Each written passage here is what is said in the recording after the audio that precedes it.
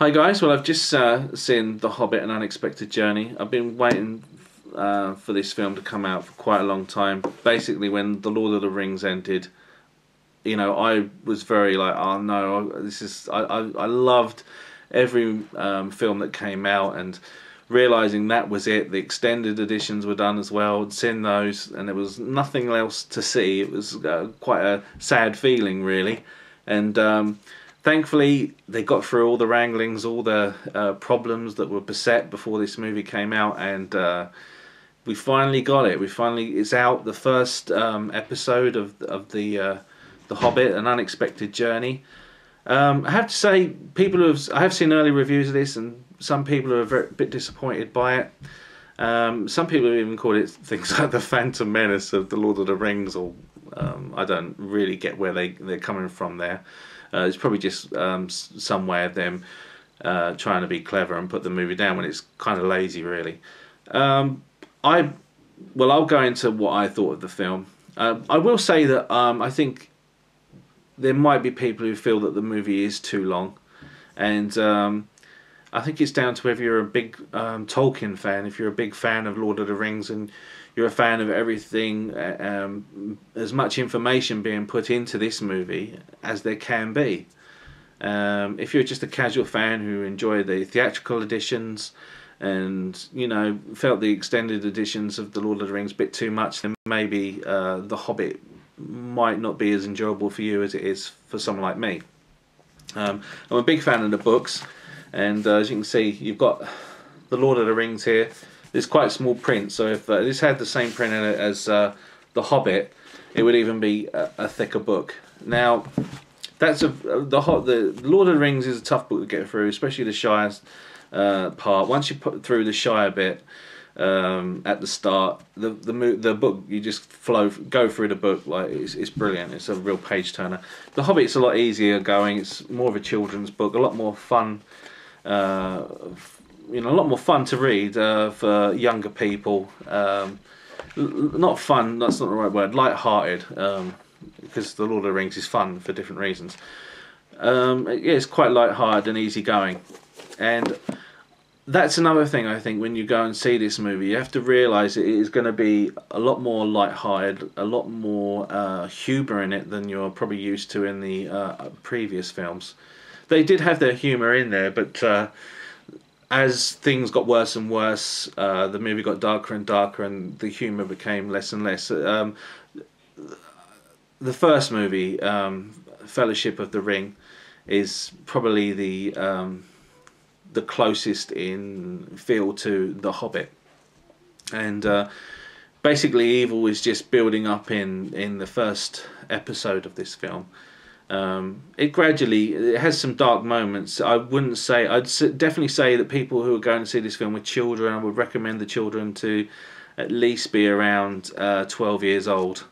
Maybe 11, pushing it, but it is quite a dark film in places, and it can be quite scary for young children, and the storyline is quite long, so younger children probably become restless. So I wouldn't take my 5-year-old, that's for sure. Also, don't drink anything before this film starts, because a lot of people were getting up and walking in front of me, and that was quite distracting. I wish they'd all just gone before the film, and there you go. That's multiplexes for you. So what did I think of the actual film? Well, I loved it. I loved everything about it. I thought it looked amazing. There was great acting. The characters were great. The dwarfs, Bilbo, Gandalf, everything was fantastic. Music was great. The 3D was okay, but I'm not a big 3D fan. 3D, I watch it for a while, and then 3D just blends into 2D for me, and I forget that it is 3D after a while. I can't comment on the 48 frames per second because I saw it in 24. But as I said, from what I saw in 24 frames per second, it looked fantastic. The storyline, it just went really quickly for me. I loved it. Maybe the start, it can be maybe hard going for non-Tolkien fans. But for me, I loved how they were, doing the side plot of the necromancer, this dark character who's You know, they're talking about him, and this character is going to play a major part in the future of the Middle Earth story.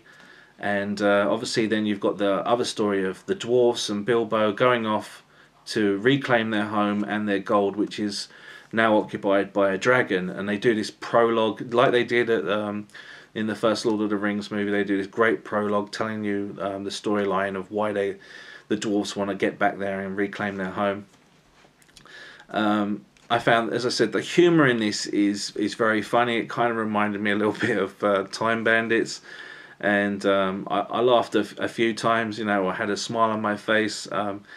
I never found it corny. I just loved I loved the part, especially when all the dwarfs turn up at Bilbo's house. Very funny. Martin Freeman, great character actor, great facial expressions, perfect for Bilbo. I wanted him to be Bilbo before he was announced, and I think a lot of other people did too. And I think that all the actors that were chosen for the dwarfs have been great. Thorin Oakenshield, really good, and James Nesbitt, who you know, he's a really good TV actor here in the UK. Does a lot of UK TV shows, and you know, he played his small part really well. The parts where he had, you know, some dialogue was very interesting, and so the dialogue for me, I really enjoyed it. When you get parts like with the elves and with certain wizards talking about the side plot, I can imagine certain people feeling distracted by that and wanting the main storyline of their journey just to get a move on. I can understand that, but you know, Peter Jackson's put that in there for the Tolkien fans. I think he could have taken a gamble and cut a lot of scenes out and put them into the extended edition. I do understand that, and that might have been a safer bet. But from what I've seen of this first movie, I don't think this really, when it comes on DVD or Blu-ray, if there's an extended version of this, I'm very surprised, because he seems to put cram a lot in here that he could have cut out to make the movie quicker. Thankfully, I'm glad it's in, because I thoroughly enjoyed it.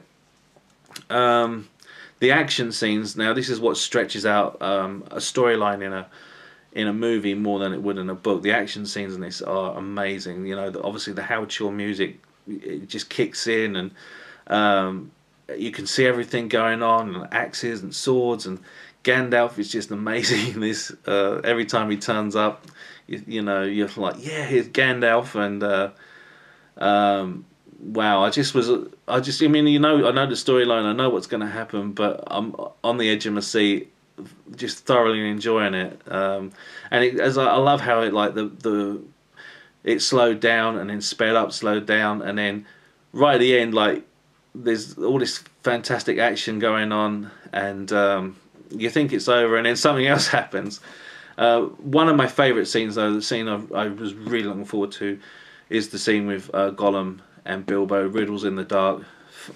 Fantastic moment in the book, and Peter Jackson doesn't disappoint.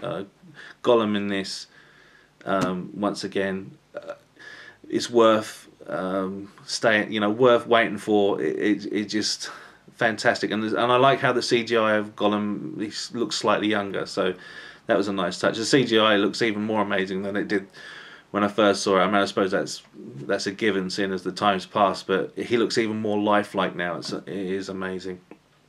So overall, I loved it. I personally would give this movie 5 stars as a Tolkien fan. I think if you're a casual fan, I still think you're going to enjoy it. I would just say, if you're a casual fan, you just enjoy the theatrical editions, I'd give it 4 stars for you, and I would say just persevere through the talky stuff. Maybe try and take it in, and because it's gonna be worth it. It's definitely information that will become relevant in the next 2 films. It's going to be very interesting what he's going to put into the second movie, as well as the third. I'm not quite sure. It's just going to be interesting what's going to happen, because he's crammed so much into the first film. But I just can't recommend this movie enough for you guys. I think it was absolutely fantastic, and it definitely didn't disappoint me. as I said, the other reviews, some people didn't like it. I can only assume that they either were just casual fans of Lord of the Rings, or they're just not into the books or whatever. But if you're a really major fan of Lord of the Rings, and the books and Middle Earth and everything like that, I believe you're going to love the movie. So there you go, 5 stars.